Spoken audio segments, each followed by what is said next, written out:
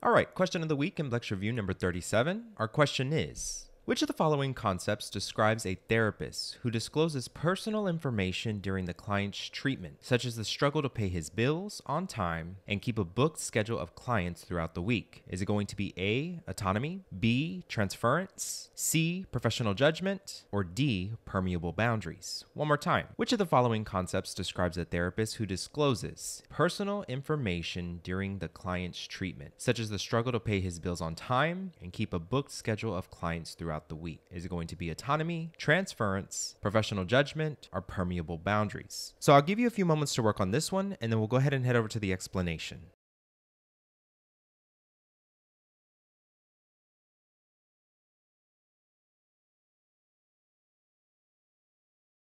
All right, so in the community tab, I asked you which of the following concepts describes a therapist who discloses personal information during the client's treatment, such as the struggle to pay his bills on time and keep a booked schedule of clients throughout the week. And we had a great turnout here. We had 39 votes. 13% of you said it was going to be autonomy, 31% of you said it was going to be transference, 15% of you said it was going to be professional judgment, and then 41% of you said it was going to be permeable boundaries. And then thank you to the 12 people who liked this post. So a majority of you went with permeable boundaries. So let's see if this is the correct answer. Now, we did receive a few comments here, so let's go ahead and look at those comments and see what kind of feedback we got from this question in the community tab. And so one of our subscribers says, I think it's telling us to separate the relationship from personal or business on permeable boundaries. And professional judgment is like your judgment of taking on a friend as a client or someone from school. And they said, I'm guessing at this point. And then my response said, I like the way you're thinking. And then another one of our subscribers said, wouldn't this scenario be counter-transference? And then I went on ahead and replied and said, I like the way you're thinking as well. And so these are some really good feedback from our fellow subscribers. So let's go ahead and take a look at this question again. So this scenario wants us to find the following concept that describes a therapist who is disclosing personal information during their client's treatment. And so which of these concepts is going to describe the therapist who discloses personal information during the client's treatment? So let's go ahead and take a look at autonomy. Now, autonomy is whenever we make decisions over our own lives. And so another word for this is self-governing. And so we should understand that auto means self, and then onomy means the management. And so managing ourselves. And a really good example of this is when a therapist wants autonomy over their own schedules, meaning they want to work as an independent contractor, or they want to work for themselves as a massage therapist so that they can choose how many massages they do in a day, they can choose who they want to massage, and they can make decisions over their own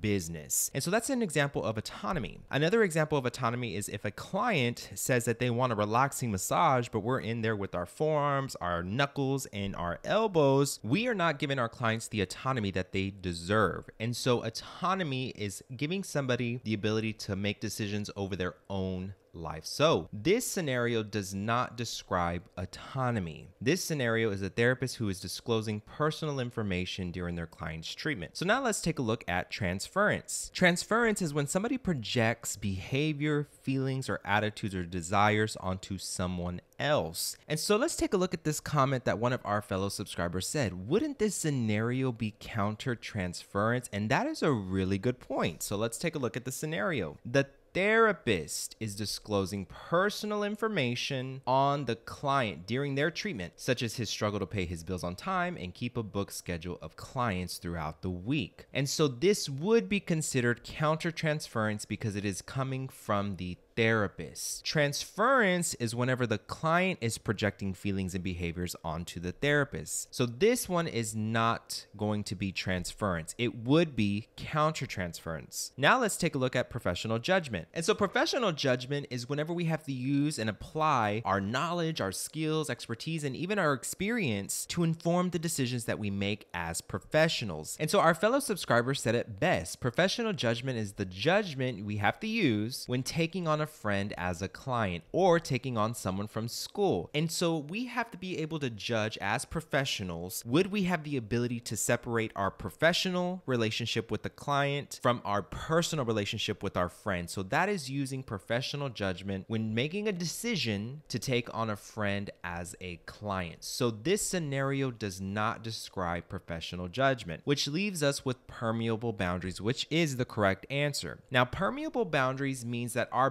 boundaries are permeable. So in this example, this therapist has a overly permeable boundary because they are telling all their personal information out to their client. Instead of remaining client-centered, they're disclosing that they're struggling to pay their bills. They're disclosing that they are not able to keep a booked schedule. And that's probably the biggest reason that they're not able to keep their clients booked throughout the week, is because this therapist has permeable boundaries and is just basically telling their client all their problems. And so that is something that we want to avoid, or this therapist absolutely needs to avoid, and needs to remain somewhat rigid in their boundaries. They need to keep their problems to themselves and remember that they are only there to treat the client, and to remember to remain client-centered and only focus on the therapeutic relationship. So 41% of you got this answer correct. Great job here, guys. Y'all have a wonderful week ahead, and I will see you in the next question of the week. Y'all take care.